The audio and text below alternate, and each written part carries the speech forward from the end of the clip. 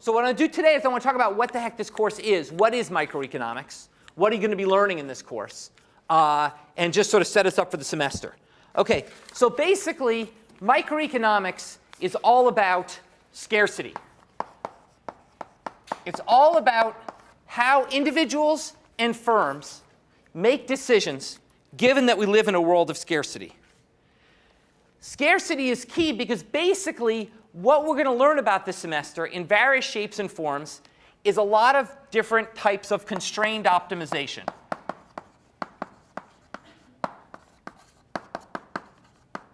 We're going to learn a lot about different ways that individuals make choices in a world of scarcity. Okay? That is, this course is going to be about trade-offs. Given scarce resources, how do individuals and firms trade off different alternatives to make themselves as well off as possible? That's why economics is called the dismal science. Okay? Economics is called the dismal science because we are not about everyone have everything. We're always people who say, no, you can't have everything. You have to make a trade-off. Okay? You have to give up X to get Y. And that's why people don't like us. Okay? Because that's what we're called the dismal science, because we're always pointing out the trade-offs that people face. Now, some may call it dismal, but I call it fun.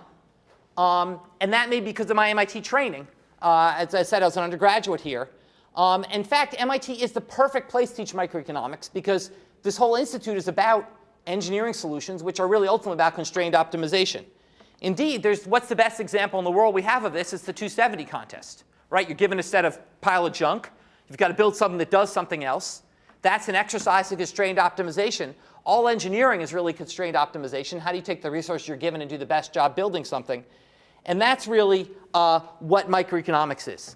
Just like 270 is not a dismal contest, microeconomics is not, to me, a dismal science. You can think of this course like 270, but instead of building robots, we're running people's lives. Okay? That's kind of the way I like to think about this course. Instead of trying to decide how we can build something, move a ping pong ball across a table, we're trying to decide how people make the decisions to consume and firms make the decisions to produce. That's basically what's going to go on in this class. Okay? And that's why basically modern microeconomics was founded at MIT in the 1950s by Paul Samuelson, the father of modern economics, was a professor here, and he basically founded the field. He basically introduced mathematics to economics. And through teaching this course, 1401, 50, 60 years ago, actually developed the field that we now study. Now, what we're going to do in this class is focus on two types of actors in the economy: consumers and producers. Consumers and producers, okay? And we are going to build models of how consumers and producers behave. Now, technically, a model is going to be a description of any relationship between two or more economic variables. Okay? That's a model, description of any relationship between two or more economic variables. The trick with economics, and the reason many of you will be frustrated during the semester, is that unlike modeling the relationship between, say, energy and mass, these models are never precise. They are never accurate to the 10th decimal. Okay? This is not a precise scientific relationship we'll be modeling. We'll be making a number of simplifying assumptions that allow us to capture the main tendencies in the data, that allow us to capture the main insights into how individuals make consumption decisions and how firms make production decisions. But it's not going to be as clean and precise as the kind of proofs you're going to be doing in some of your other classes in freshman and sophomore year. Okay? So basically, we have a trade-off with these simplifying assumptions. On the one hand, obviously we want a model that can explain reality as much as possible. If a model can't explain reality, it's not useful. On the other hand, we need a model that's tractable, a model that I can teach you in a lecture or less. Okay? And basically, what we do is we make a lot of simplifying assumptions in this class to make those models work. And yet, what we'll find is, despite these assumptions, we'll come up with incredibly powerful predictions of how consumers and producers behave. So with consumers, what we're going to do is we're going to say that consumers are constrained by their limited wealth, or what we'll call their budget constraint. And subject to that constraint, they choose the set of goods that makes them as well off as possible. Okay? It's what we're going to call utility maximization. We'll say the consumers maximize their utility. Consumers are going to maximize utility subject to a budget constraint. That's going to be what we're going to develop the consumer decision. They're going to have some utility function, which is going to be a model of their preferences. Okay? So I'm going to propose to take everything you love in life and write it down as a U function. Okay? Then I propose to take all the resources at your disposal, write them down as a budget constraint, and then I just do constraint maximization to solve for how you make decisions. Firms, on the other hand, are going to maximize profits. Pi is profits. Firms are going to maximize profits. Their goal is to make as much profit as possible, to earn as much money as possible. Okay? However, that's going to be subject to both the demands of consumers. This is going to be, we get to firms, it's a lot harder. Subject to both consumer demand and input costs. So firms have to consider, consumers have to consider, look, what does stuff cost? What do I like? I'll make my decision. Firms is a little more complicated. They've got to consider what do consumers want and how do I make what they want. So they've got to consider both both the output side, what are consumers going to want me to make, and what's it going to cost me to produce that good, and how do I combine those to make the most profits. Okay? So from these assumptions, we will be able to answer the three fundamental questions of microeconomics. Okay? The three fundamental questions of microeconomics will be what goods and services should be produced, what goods and services should be produced, how to produce those goods and services,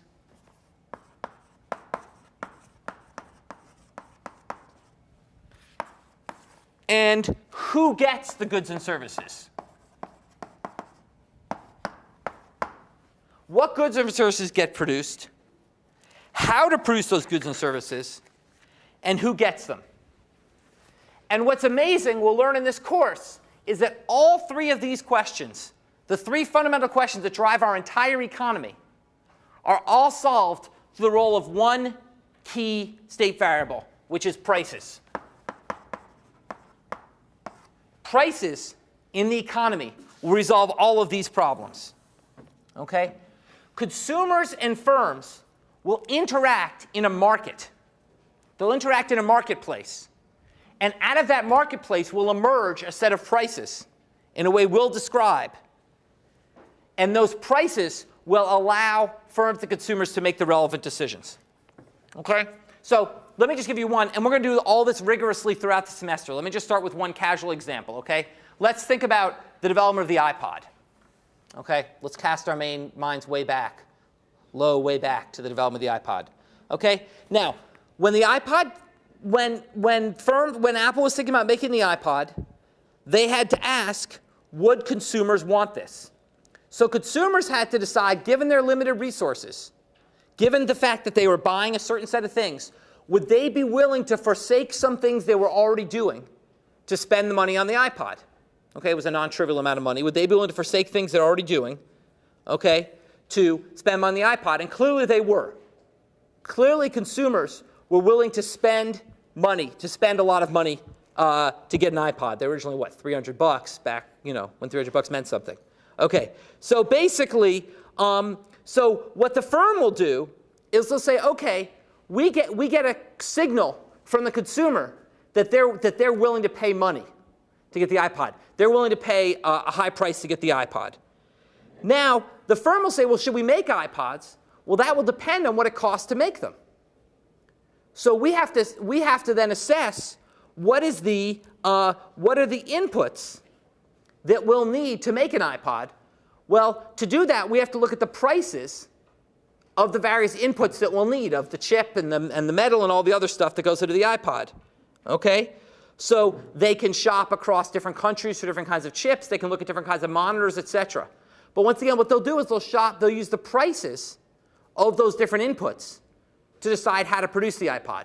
So whether to produce the iPod will depend on the price people are willing to pay for it. How to make the iPod will depend on the prices that firms have to pay for the chip and the casing and all the other things that go into the iPod. Okay? And then finally, who's going to get the iPod? Well, they're going to make a certain amount. What decide who gets them? Well, the person who gets them is the people who are willing to pay the price that Apple decides to charge. Some people are willing to pay that price. They're going to get an iPod. Some people are not willing to pay that price. They will not get an iPod. So the price in the market will ultimately decide who gets the iPod as well. Okay? So basically, prices will determine what gets produced, how it's produced, and who gets the goods that are produced. Okay? Of course, this is a very, very simplified example, as you can already tell. There are lots of cases where prices don't decide these things. So my favorite example is the fact that there are lines for hours to get tickets to see a Lady Gaga concert. Okay? Now, if it's really true that prices determine everything, we shouldn't see any lines. It should just be that those who are willing to pay the most to see Lady Gaga should, those who want to see the most to get a Lady Gaga should get the tickets. Those who aren't willing to pay shouldn't get the tickets. Why should there be a line? Not to mention the fact that people shouldn't be willing to pay anything, but that's a different issue. That's a taste issue. We'll come to taste later. Okay? So basically, clearly, this is not working perfectly. If the world worked in the way I just described, then what should happen is there should be essentially an auction, and whoever's willing to pay the most for Lady Gaga tickets would get them, and whoever's not willing to pay wouldn't, and it wouldn't involve any waiting in line or other things.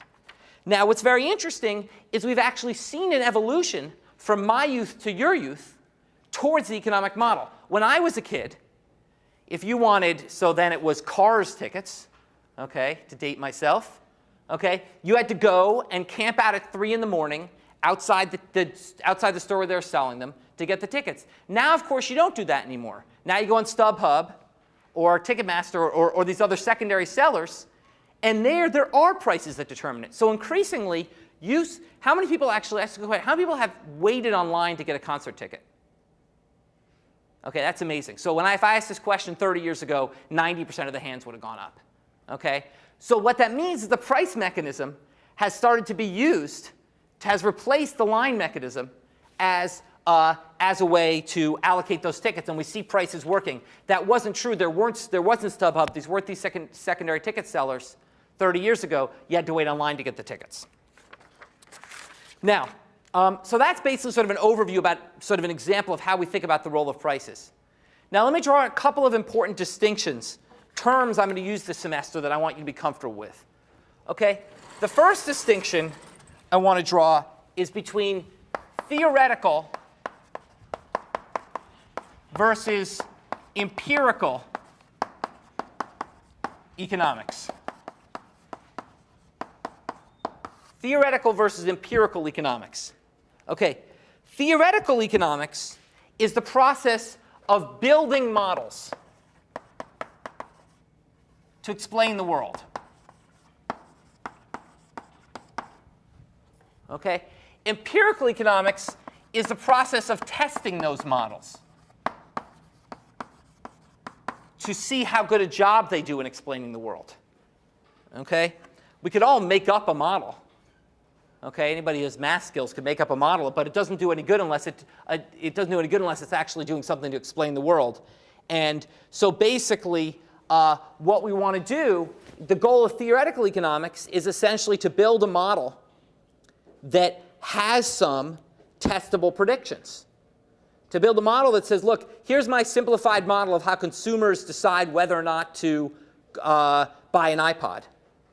Okay? I have a model of that I've built theoretically. Well, that has some testable predictions. And the role of empirical economics is to gather the data and go and test them using statistical methods, specifically, typically, regression analysis of the kind you learn about in advanced statistics. Okay? So basically, what we're going to do is we're going to mostly, 95% of this course will be about theoretical economics this semester. It'll be about understanding how economists develop the models to model how consumers and firms behave. But I will try to talk somewhat about empirical economics and what data we can bring to bear to understand whether or not these models explain the world.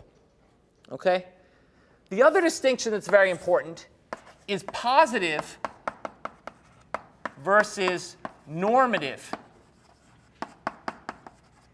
economics. positive versus normative economics. Okay? And this is the distinction between the way things are, which is positive economics, and the way things should be, which is normative economics. The distinction between the way things are and the way things should be. Okay? So let's consider a great example of microeconomics at work, which is auctions on eBay. Okay? Auctions on eBay, economists love studying auctions on eBay because it's a textbook example of what we call a perfectly competitive market, which is what we'll focus on this semester. A perfectly competitive market. Okay? And by that we mean that basically, producers in this market offer up their good to a wide range of consumers. Okay?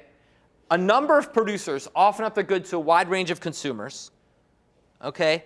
And the consumers bid up the price until the person with the highest value for the good gets it. So price serves exactly the signal it should in allocating goods. Okay? So really, eBay is really sort of about this third thing of who gets the good. Okay? I offer my, my alarm clock or whatever on eBay. Okay? And then people bid on that, and whoever values that the most, that rare John Gruber alarm clock the most, they get it. Okay? So it's a perfect textbook example. Okay? And basically, because on eBay, the price is used, or now with also StubHub and concert tickets, the price is used to allocate the good to the person who wants it the most. Okay? Now, a recent example of an auction on eBay got a lot of attention. Not so recent anymore, a couple years ago. Someone tried to auction their kidney on eBay. Okay? Someone offered their kidney for auction on eBay. They said, I have 2 kidneys. I only need 1. So I'm going to auction my kidney. You pay for me to fly to wherever you need my kidney, and the operation, they take it, I'm going to give it to you, and that's the way it goes. So what happened? Well, this person offered their kidney, and they said the starting price will be $25,000. They didn't do a buy it now. They said the starting price will be $25,000, and the bidding went on. The price got to $5 million before eBay shut it down. eBay shut the auction down, and eBay said, no, in fact, you can't do this. Now, there's 2 questions here. The first is, why did the price of the kidney go so high? That's the positive question. The positive question is, why did the price of the kidney on eBay get so high?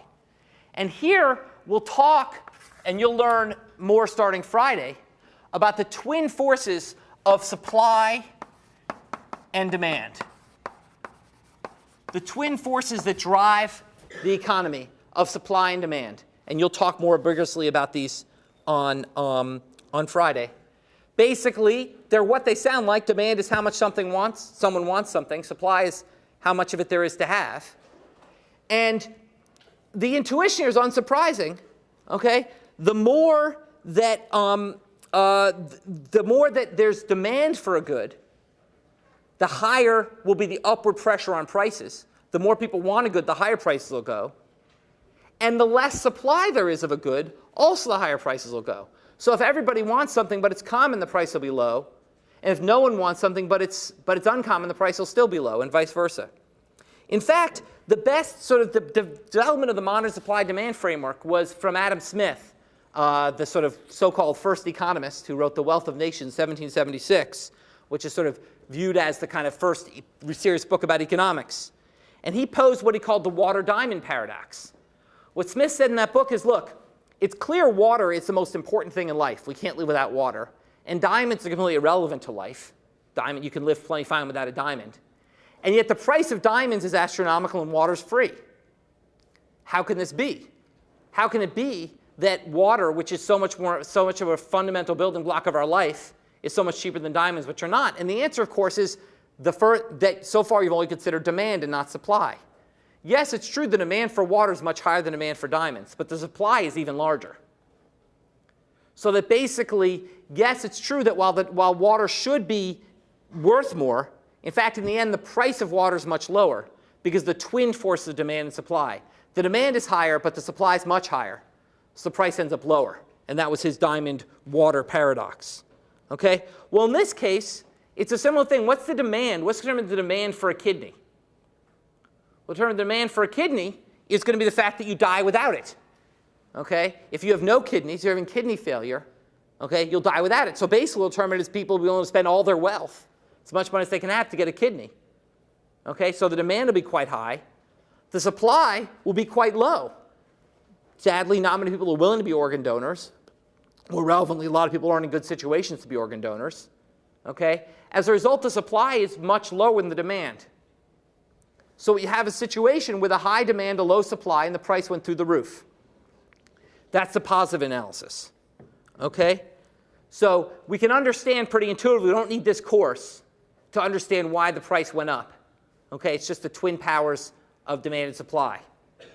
But what about the normative question, which is, should this sale be allowed, should eBay have allowed this sale to happen? eBay at $5 million cut it off and then passed a rule saying you can't auction your body parts on eBay. Okay? Should they have done that? That's the normative question. That's where economics gets really interesting, which is, you're all smart enough to figure out why the price went up. But this is where it gets interesting, is should people have been able to auction their kidney on eBay?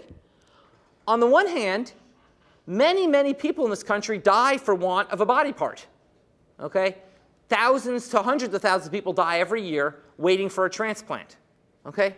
If someone's incredibly rich and they want a body part, which to me is surplus, because I have 2 kidneys, why shouldn't they be allowed to buy it from me? Okay? I'm better off because they can pay me a ton of money. Okay? They're better off because they live. So we've just described a transaction that makes both parties better off. Why shouldn't that be allowed to happen? So you tell me. Does anyone argue, does everyone think eBay was wrong? Yeah, go ahead.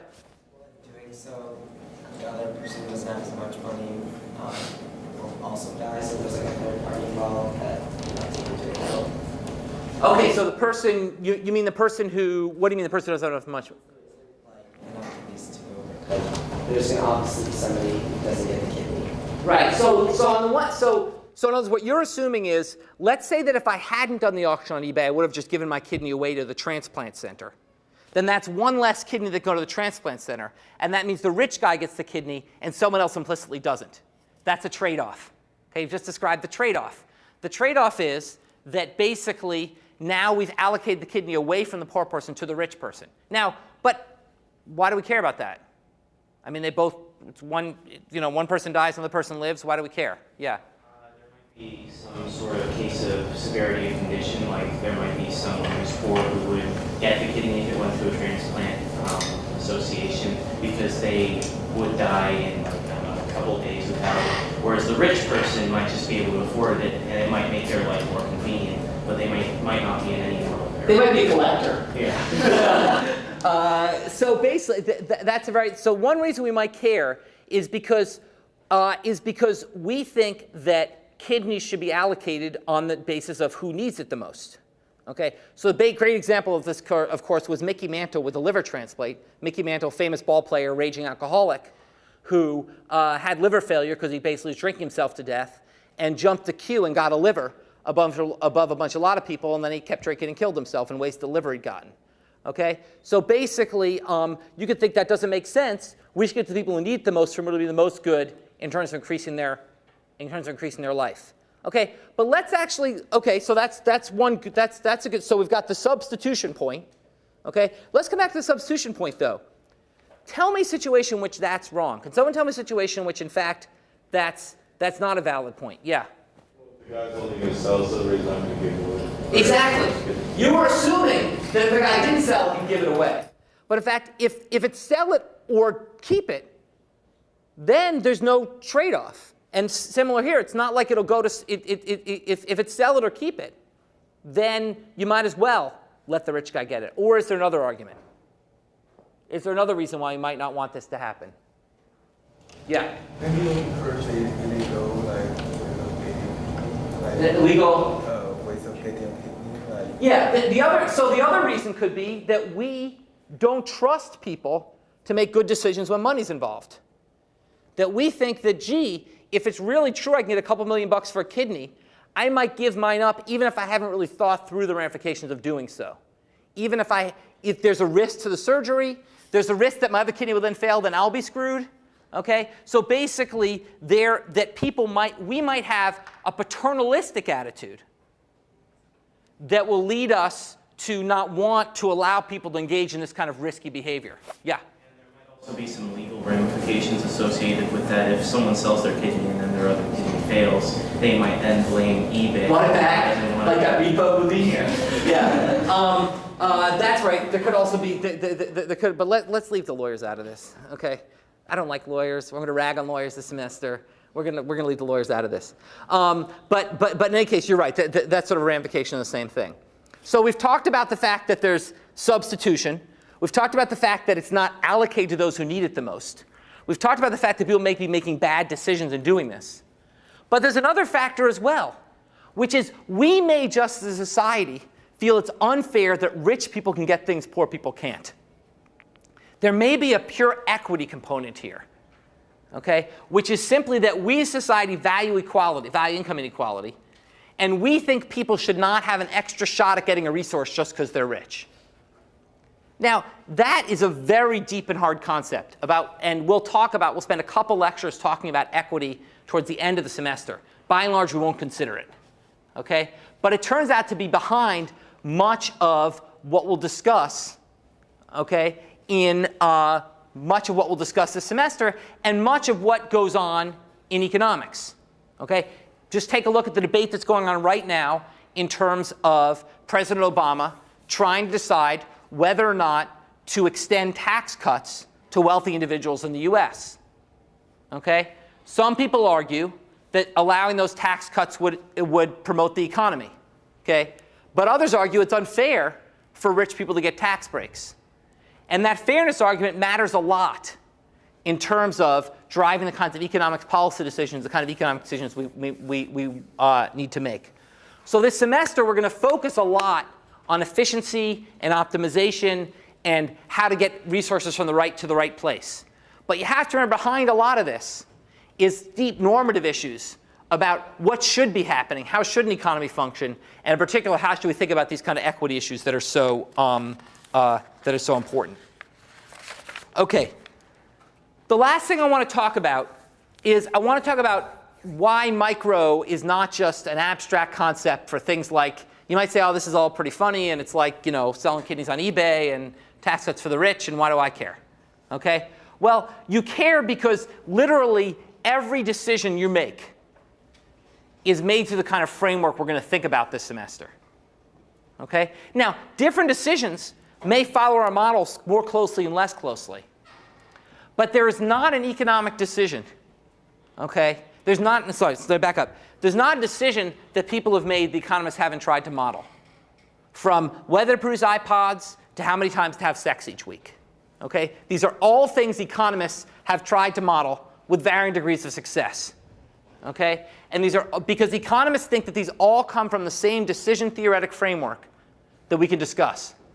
Let's talk about a simple example from this course. Your decision of whether or not to buy the textbook. There's a textbook, and what's it cost? $140? What's it cost? Anyone know? No, it's like Amazon says 180. what? Amazon says 180, but it's available for 130. 130, fine. So $130 for Professor Perloff out at Berkeley. He doesn't get it all. I wrote a textbook too. He gets a small share of it. Okay, so you have to decide. Now, has anyone bought a used version of the fourth edition? Well, he's the fifth edition now. Has anyone bought a used version of the fourth edition? Does anyone know what the used price is? You can be honest. I don't care. I know some people sell it for like 85 or so. So 85. So you've got to decide. So let's say you can buy the previous edition, the fourth edition for 85, or the current edition for 130. Okay? You've got to make that decision. Okay? How do you make that decision? Well, you may think, gee, I just make the decision. It's not really about microeconomics, but it is. We're going to model how you think about a decision like that. Well, how do you think about a decision like that? Well, the first thing you consider is your preferences. How much are you willing to take a chance that there's new stuff in the fifth edition that you need to know? Okay?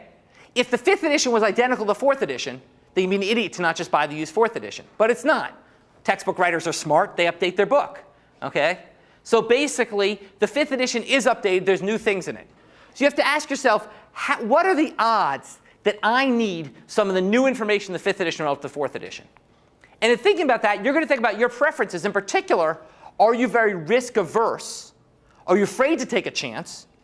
Or are you risk loving? Are you willing to take a chance? Okay? That's one side of the equation. If you're someone who says, you know, I will not take a chance in life, I just have to make sure I learn the most possible from this course, then you're going to want that new edition. If you're someone who says, you know what, screw it, I'll figure it out later, I'm going to the lectures, I don't care, okay, then you might not want it that much. So that's the first factor. It's going to be your preferences, in particular how much you're willing to take a risk that you need this 5th edition. The second factor is going to be your constraint, how much money you have. Okay, the more money you have, the more you're willing, or more relevant perhaps your parents have, the more willing you are to go ahead and buy that new edition. The less money you have, the less willing you are. Okay? So basically, it's going to depend on whether you're paying or your parents are paying, in which case, what the hell, you might as well buy the 5th edition. Okay? And then finally, you're going to take these preferences and this constraint, your preferences and your resources, and go to the market and look at what does the market tell me the difference is. So you're going to say, here's how much I kind of care about 5th versus 4th edition. Here's the resources I have. Now I'll go to the market and say, aha, there's a $55 difference, a $45 difference between these two editions. So now I will solve that constrained optimization problem.